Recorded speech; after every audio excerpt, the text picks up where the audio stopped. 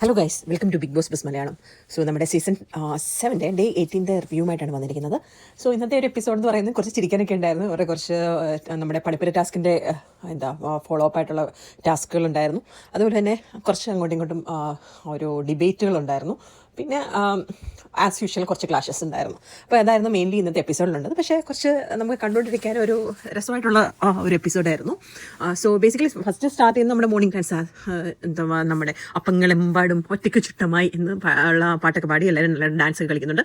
അത് കഴിഞ്ഞിട്ട് കാണിക്കുന്നത് നമ്മുടെ കിച്ചൺ ടീമിന് ഗ്യാസ് ഇല്ല ഫുഡ് കുക്ക് ചെയ്യാൻ വേണ്ടി. അപ്പം ഗ്യാസ് ഇല്ലാത്തതിന് വേണ്ടി എല്ലാവരും കൂടെ ഇറങ്ങി സമരം ചെയ്യുന്നുണ്ട്. ബിഗ് ബോസിനെതിരായിട്ട് സമരം ചെയ്യുന്നുണ്ട്. ഗ്യാസ് വേണം ബിഗ് ബോസ് എന്നൊക്കെ പറഞ്ഞിട്ട് വലിയ എല്ലാവരും കൂടെ ചേർന്ന് ഭയങ്കര സമരമാണ്. പിന്നെ അത് കഴിഞ്ഞിട്ട് എല്ലാവരും ലിവിങ് റൂമിൽ ഇരിക്കുന്നു. അപ്പം ബിഗ് ബോസ് പറയുന്നുണ്ട് 3000 പോയിൻറ്റ്സിന് ആണ് വേണ്ടുന്നത്, നിങ്ങൾ നേടിയതാകെ 1000 പോയിൻറ്റ്സ് മാത്രമാണ്. അപ്പം ഇനിയും ബാക്കിയുള്ളതെന്ന് വെച്ച് കഴിഞ്ഞാൽ 250 പോയിൻറ്റ്സേ ഉള്ളൂ.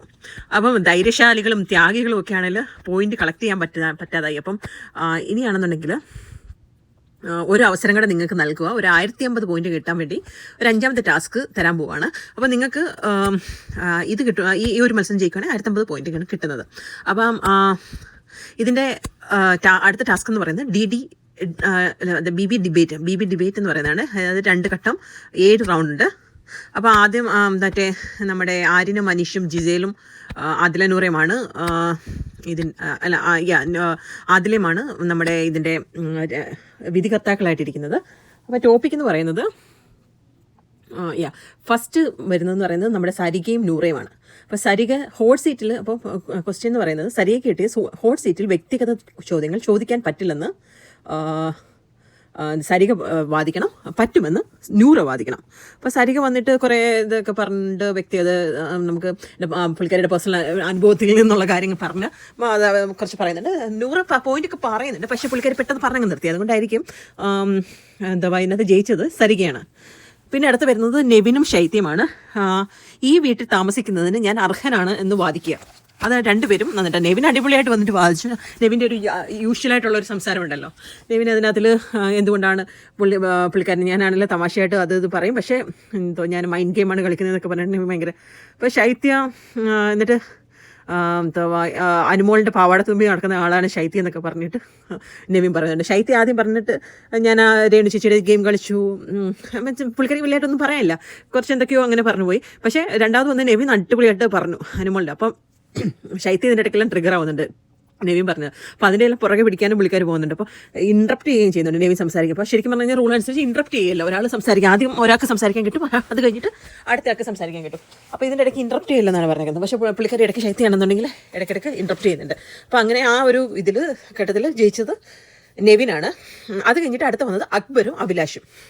അപ്പോൾ ഗ്രൂപ്പ് ഗെയിം ആയിട്ട് പ്ലാനൊക്കെ നടത്തുന്നത് നല്ലതെന്ന് ആണ് അക്ബർ വാദിക്കേണ്ടത്. ഇൻഡിവിജ്വൽ ആകണമെന്നുള്ള കാര്യമാണ്. ഗ്രൂപ്പ് ഗെയിം നല്ലതല്ല, ഇൻഡിവിജ്വലായിട്ട് കളിക്കണം എന്നുള്ളതാണ് അഭിലാഷ് സംസാരിക്കേണ്ടത്. അക്ബറും അഭിലാഷും അത്യാവശ്യം കുഴപ്പമില്ലാതൊക്കെ സംസാരിച്ചു. അതിനകത്ത് അക്ബറിൻ്റെ ആയിരുന്നു നല്ലത്. അപ്പോൾ അങ്ങനെ അക്ബർ ജയിച്ചു. പിന്നെ വന്നത് നമ്മുടെ ഒനിലും ഷാരികയുമാണ്. അതായത് ഇവർ രണ്ടുപേരും മറ്റേ റെഡ് സോണിൽ നിന്ന് വീട്ടിൽ പ്രവേശിക്കാൻ യോഗ്യത എനിക്ക് മാത്രമാണ് എന്ന് പറഞ്ഞുള്ള ഒരു വിഷയത്തെപ്പറ്റി പറയുന്നത് അവർ തമ്മിൽ ഡിസ്കസ് ചെയ്യണം. അപ്പോൾ ഒനിൽ നന്നായിട്ട് പറഞ്ഞു, കറക്റ്റ് പോയിൻ്റൊക്കെ വെച്ചിട്ട് പറഞ്ഞു. ഷാരിക പറഞ്ഞത് അത്ര ഒരു ഇതായിട്ട് വന്നില്ല. അപ്പോൾ അങ്ങനെ ഒനിൽ അവിടെ ജയിച്ചു. പിന്നെ വരുന്നത് നെവിനും ശാരികയും കൂടെ ഉള്ളൊരു സംസാരമാണ്. അതായത് നമ്മുടെ ശൈത്യയെ പറ്റി പറഞ്ഞില്ല. അപ്പം നെവിൻ പറഞ്ഞു, ഞാൻ കുറച്ച് ദിവസമായിട്ട് പറയണമെന്ന് വിചാരിച്ച സംഭവം എല്ലാവർക്കും കൊടുക്കാനുള്ളതൊക്കെ കൊടുത്തു, അനുവിന് അതിൻ്റെ ഇടയ്ക്ക് കൊടുത്തു, ശൈത്യക്കുള്ളത് കൊടുത്തു. പിന്നെ എനിക്കറിയാമായിരുന്നു ശൈത്യയെ പറ്റി പറഞ്ഞു കഴിഞ്ഞാൽ ട്രിഗർ ആവുമെന്നൊക്കെ എനിക്കറിയായിരുന്നു. അതുകൊണ്ടാണ് ഞാൻ ശൈത്യയെ പറ്റി പറഞ്ഞതെന്നൊക്കെ പറഞ്ഞ് നെവിനെ നമ്മുടെ ശാരികയുടെ അടുത്ത് പറയുന്നുണ്ട്. പിന്നെ അക്ബറും ആദില നൂറയും സരികയൊക്കെ ആണെങ്കിൽ ഒനീലിനെ പറ്റി സംസാരിക്കുന്നുണ്ട്. അതായത് കഴിഞ്ഞ ദിവസമാണെന്നുണ്ടെങ്കിൽ ഒനീൽ മറ്റേ ആര്യനെയൊക്കെ സപ്പോർട്ട് ചെയ്ത് ആ ഒരു ഇതൊക്കെ പറഞ്ഞിട്ട് ഒനീലിൻ്റെ കാര്യം അവർ ഡിസ്കസ് ചെയ്യുന്നുണ്ട്. പിന്നെ കാണിക്കുന്നത് അടുത്തത് രേണുവും ബിന്നിയുമാണ് മറ്റേ നമ്മുടെ ബി ഡിബേറ്റ് ടാസ്കിൽ വരുന്നത്. അപ്പം അവർക്ക് കൊടുത്തത് രേണുവിന് കിട്ടിയ വിഷയം ശുചിത്വം സാഹചര്യത്തെ ആശ്രയിച്ചിരിക്കുമെന്നാണ് രേണുവിന് കിട്ടിയ വിഷയം.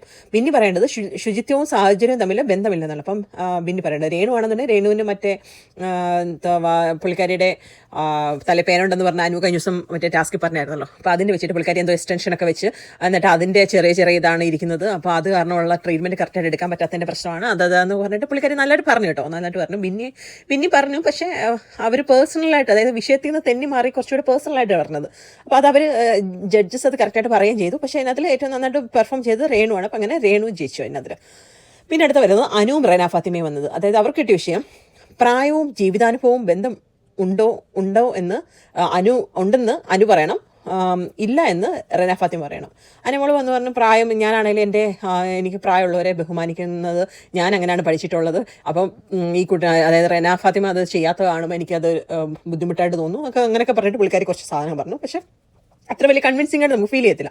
റെന വന്നിട്ട് കൃത്യമായിട്ട് പറഞ്ഞു അതിപ്പോൾ അത് സൗഹൃദം അല്ല, നമ്മുടെ പ്രായവും ജീവിതാനുഭവവും തമ്മിൽ അങ്ങനെ പ്രത്യേകിച്ച് ബന്ധമൊന്നുമില്ല. അത് എന്താ കുറേ പ്രായം ഉണ്ടെന്ന് പറഞ്ഞിട്ട് ഇപ്പോൾ അനുമോളുടെ ഉദാഹരണം വെച്ച് തന്നെ പറഞ്ഞു. അതായത് അനുമോൾക്ക് പ്രായം ഉണ്ടെന്ന് പറഞ്ഞിട്ട് കുട്ടികൾ ഇതുവരെ മാറിയിട്ടില്ലല്ലോ. അപ്പോൾ അങ്ങനെ അതൊക്കെ വെച്ചിട്ട് പുള്ളിക്കാരി നന്നായിട്ട് പറഞ്ഞു, റെന നന്നായിട്ട് പറഞ്ഞു. അങ്ങനെ ആ ഒരു റൗണ്ടിൽ റെന ജയിച്ചു. പിന്നെ വരുന്നത് ഷാനവാസും ശരത്തുമാണ്. അവർക്ക് കിട്ടിയ വിഷയം സൗഹൃദം വ്യക്തി താല്പര്യങ്ങൾക്ക് ഉപയോഗിക്കുന്നത് ശരിയാണെന്ന് ശരത്ത് വാദിക്കണം, അല്ല എന്ന് ഷാനവാസ് വായിക്കണം. അതവർ മറ്റേ ടാസ്ക് അങ്ങോട്ടും ഇങ്ങോട്ടും എന്തൊക്കെയോ പറഞ്ഞു. ഇത് പറയുന്ന വിഷയത്തിൽ നിന്നുമല്ല നിന്ന് വേറെ ഏതോ വിഷയത്തിലൊക്കെ പോയിട്ട് ടാസ്ക് അത് കുളമാക്കി. എന്നിട്ട് പക്ഷേ അതിനകത്തിൽ വെച്ച് നമ്മൾ ജയിച്ചത് ശരത്താണ്. പിന്നെ എല്ലാവരും ജയിച്ചവരെല്ലാം മറ്റേ ബിഗ് ബോസ് പറയുന്നുണ്ട് പണിപ്പുരയിലേക്ക് നിങ്ങളാണ് ഇപ്പോൾ ഈ ജയിച്ചതിനകത്തിൽ ഇപ്പോൾ ഇത്രയും പേര് ജയിച്ചിട്ടുണ്ടല്ലോ, ജയിച്ചതിനകത്തിൽ 2 പേരാണെന്നുണ്ടെങ്കിൽ പണിപ്പുരയിലേക്ക് പോകാൻ സെലക്ട് ചെയ്യണമെന്ന് പറയുന്നുണ്ട്. അപ്പോൾ അങ്ങനെ അത് അവർ സെലക്ട് ചെയ്യുന്നത്, അപ്പോൾ ഒനിയിൽ പറയുന്നത് എനിക്ക് പോകണമെന്നൊക്കെ പറഞ്ഞിട്ട് ഒനിയിൽ അവിടെ പറയുന്നുണ്ട്. അത് കഴിഞ്ഞിട്ട് പിന്നെ അവിടെ തന്നെ ഒരു അഭിലാഷും റെനയും തമ്മിലൊരു ക്ലാഷ് നടക്കുന്നുണ്ട് ഇതിൻ്റെ പേര് പറഞ്ഞിട്ട്. അതായത് റെനയ്ക്ക് പോകണമെന്ന് പറയുമ്പോൾ അഭിലാഷ് അതിനെ എതിർത്തിട്ട്, കാരണം മറ്റേ റെനയൊക്കെയാണ് ആര്യൻ്റെ ജിസലിൻ്റെ ഒരു ഗ്യാങ്ങിൽപ്പെട്ടാണല്ലോ. അപ്പോൾ അഭിലാഷിനെ തലേദിവസം തൊട്ടേ ആര്യൻ്റെ ടീമുമായിട്ടൊരു ഒരു അടി ഉണ്ടായിരുന്നു.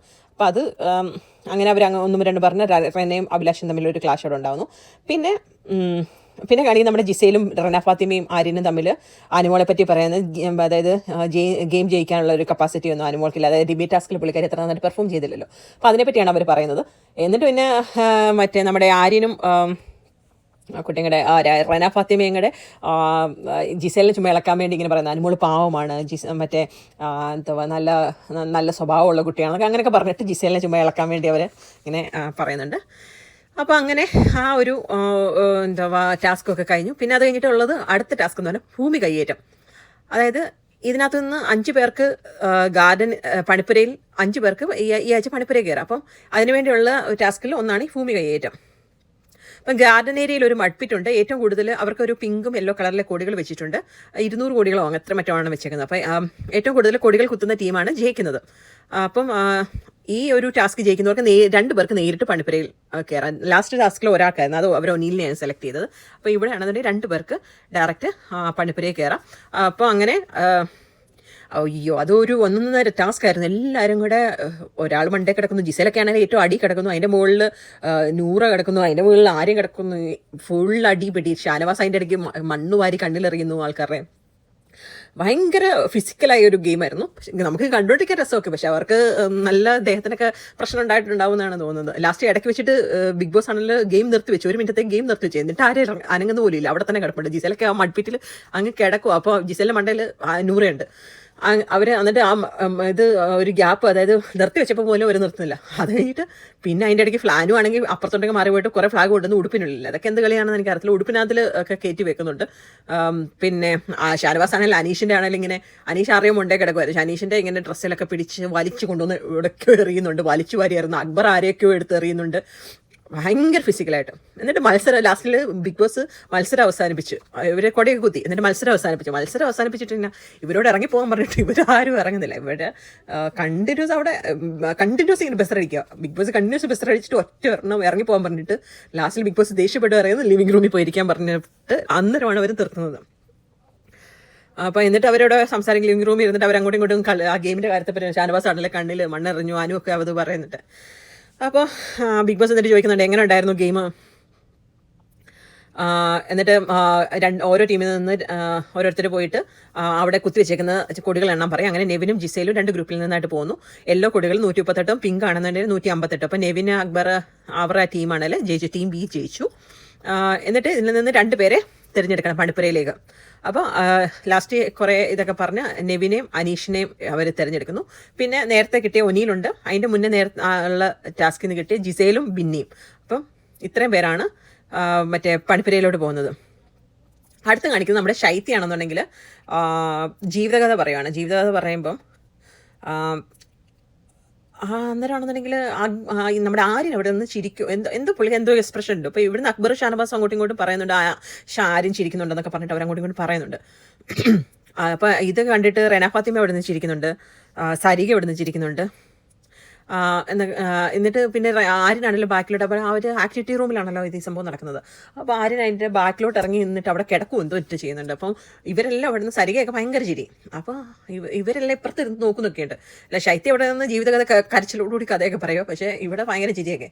അത് കഴിഞ്ഞിട്ട് പുള്ളിക്കാരിയുടെ കഥ നിർത്തി കഴിഞ്ഞപ്പോഴത്തേനും അഭിലാഷ് ഇറങ്ങി അങ്ങ് ഭയങ്കരമായിട്ട് ചൂടായി. റെന ഫാത്തിമയുടെ അടുത്തൊക്കെ ഭയങ്കരമായിട്ട് ചൂടായി, നീ ഇന്ന് ചിരിക്കുമായിരുന്നു, ഞാൻ കണ്ട് ചിരിച്ചുകൊണ്ടിരിക്കുമായിരുന്നു എന്നൊക്കെ പറഞ്ഞിട്ട് ഭയങ്കരമായിട്ട് ആടുണ്ടായി. അത് കഴിഞ്ഞിട്ട് ഒനീലും അത് ഏറ്റെടുക്കുന്നു. പിന്നെ ഒനീലും റെന ഫാത്തിമയും കൂടെ പിന്നെ പുല്ലേ പൊടി പുല്ലേ നീ പോടാ, ആ ഒരു സ്റ്റൈലിലേക്കായി ഭയങ്കരമായിട്ട് നീ ആരാ എന്താന്ന് പറഞ്ഞിട്ട് ഭയങ്കര അടി. പിന്നെ അത് കഴിഞ്ഞിട്ട് വീണ്ടും അഭിലാഷ് റെന ഫാത്തിമയും വീണ്ടും അടി. വിഷമം പറയുമ്പോൾ ഇരുന്ന് ചിരിച്ചുകൊണ്ടിരിക്കുകയാണെന്നൊക്കെ പറഞ്ഞ് ചിരിച്ചുകൊണ്ടിരിക്കുന്ന എല്ലാവരും എനിക്കറിയാമെന്നൊക്കെ പറഞ്ഞിട്ട് മറ്റു പലരും ചിരിച്ചുകൊണ്ടിരിക്കുകയാണെന്നൊക്കെ പറഞ്ഞിട്ട് അഭിലാഷ് പറയുന്നുണ്ട്. അപ്പോൾ ആര്യനാണെന്നുണ്ടെങ്കിൽ അപ്പം ജിസേൽ സപ്പോർട്ട് ചെയ്യാൻ വരുന്നത്. അപ്പോൾ ഷാനവാസിനോട് പറയാം ആര്യന് മസിൽ പെയിൻ ആയിരുന്നു, അതുകൊണ്ടാണ് അവൻ അങ്ങനെ എക്സ്പ്രഷനൊക്കെ ഇട്ടേന്നത്. അതായത് ജിസേൽ ആവശ്യമില്ലാതെ പോയി ആര്യനെ താങ്ങും. പിന്നെ ഒനീലും റെന ഫാത്തിമയുടെ ഈ മറ്റേ അടി വീണ്ടും കണ്ടിന്യൂ ചെയ്യും. പുല്ലേ പൊടി പുല്ലേ എന്നൊക്കെ ഉള്ള സംഭവമാണെന്ന് കണ്ടിന്യൂസ്, നീ പൊടി പുല്ലേ പൊടി പുല്ലേ പൊടി പുല്ലേ ഇത് തന്നെയായിരുന്നു കണ്ടിന്യൂസ്. പിന്നെ ഇതിന് മുന്നേ കണ്ട് ആര്യന് ചെരുപ്പൂരി എങ്ങാണ്ട് അഭിലാഷിനെ അറിയുകയൊക്കെ ചെയ്തിട്ടുണ്ടായിരുന്നു. അത് അതിനെപ്പറ്റിയൊക്കെ ഇവർ ചോദിക്കുന്നുണ്ട്. സരിക എന്നിട്ട് എല്ലാവരോടും പറയുന്നുണ്ട് ആര്യനാണ് വയ്യാത്തോണ്ട് ഗോഷ്ട് കാണിച്ച്, എനിക്കറിയത്തില്ല വയ്യാത്തോണ്ടാണോ എന്താ ഗോഷ്ട് കാണിക്കുന്നുണ്ട്, ചിരിക്കുന്നുണ്ട്, കരയുന്നുണ്ട്, എന്തൊക്കെയോ കാണിക്കുന്നുണ്ടായിരുന്നു. വീണ്ടും അത് കഴിഞ്ഞിട്ട് ഒനീലും റെന ഫാത്തിമയും തമ്മിൽ അങ്ങോട്ടും ഇങ്ങോട്ടും വീണ്ടും അവരടി. പിന്നെ ആര്യനും അഭിലാഷും ശരത്തും പോയി സംസാരിക്കുന്നുണ്ട്. എന്നിട്ട് ആര്യൻ സോറിയൊക്കെ പറയുന്നുണ്ട്. ശരത്ത് അത് കഴിഞ്ഞിട്ട് പിന്നെ ശരത്ത് എന്തിനാണോ ആര്യൻ്റെ അടുത്ത് പറയുന്നുണ്ട് നീ ചിരിക്കുന്നത് കണ്ടിട്ട്. അതായത് അതിൻ്റെ മുന്നേ ആണല്ലോ മുന്നിലത്തെ സീൻ കാണിക്കുന്നത് ശരത്തും അഭിലാഷും ആര്യനും കൂടെ പോയിട്ട് സംസാരിക്കുന്നതും അപ്പോൾ ആര്യ സോറി പറയുന്നതും അന്നേരം നീ എന്തിനെങ്കിലും സംസാരിച്ചത് ശരത്തോട് പറയാം. അത് കഴിഞ്ഞിട്ട് ഇവരെല്ലാം പോയി കഴിഞ്ഞിട്ട് ശരത്ത് ആര്യനോട് പറയാം നീ ചിരിക്കുന്നത് കണ്ടിട്ട് എനിക്കും ചിരി ഇങ്ങനെ പൊട്ടി പൊട്ടി വരുമായിരുന്നു. അപ്പം അത് കഴിഞ്ഞിട്ട് പിന്നെ കാണിക്കുന്നത് നമ്മുടെ അക്ബറും ജിസേലും സംസാരിക്കുന്നതാണ്. നീ എല്ലാത്തിനും ഇങ്ങനെ ആര്യനെ സപ്പോർട്ട് ചെയ്യില്ലെന്നൊക്കെ അക്ബർ പറയുന്നുണ്ട്. പിന്നെ ഒനീലും മറ്റേ പെൺപിള്ളേരെല്ലാം കൂടെ ഒനീലിനോട് എതിരെ, അതായത് ഒനീൽ കുറേ എന്തൊക്കെയോ റെനെ ചീത്ത വിളിച്ചായിരുന്നല്ലോ. അപ്പം ഇങ്ങനെ ഒനീലപ്പോൾ പറയും ഇങ്ങനെ ചൊറിഞ്ഞു കഴിഞ്ഞാൽ മാന്ത് ഞാൻ എന്നൊക്കെ പറയാം. അപ്പോൾ അതിലൂറൊക്കെ പറഞ്ഞു നിങ്ങൾ പറഞ്ഞത് അന്നൂറ് പറയുന്നുണ്ട് നിങ്ങൾ പറഞ്ഞത് തെറ്റായി പോയി, ഭാഷ വളരെ മോശമായിരുന്നു, നിങ്ങൾ സോറി പറയണമെന്നൊക്കെ. അപ്പോൾ എല്ലാവരോടും സോറി എന്നൊക്കെ പറഞ്ഞിട്ട് ഒനീൽ എന്തോ പോയിന്നുണ്ട്. കുറേ പറഞ്ഞു കഴിഞ്ഞപ്പം പുള്ളി ഇങ്ങനെ പറഞ്ഞു റെനയുടെ അടുത്ത് പ്രത്യേകമായിട്ടൊന്നും പറഞ്ഞില്ല, എല്ലാവരുടെ അടുത്ത് സോറി എന്ന് പറ്റുമോ പറഞ്ഞിട്ടാണ് പോയത്.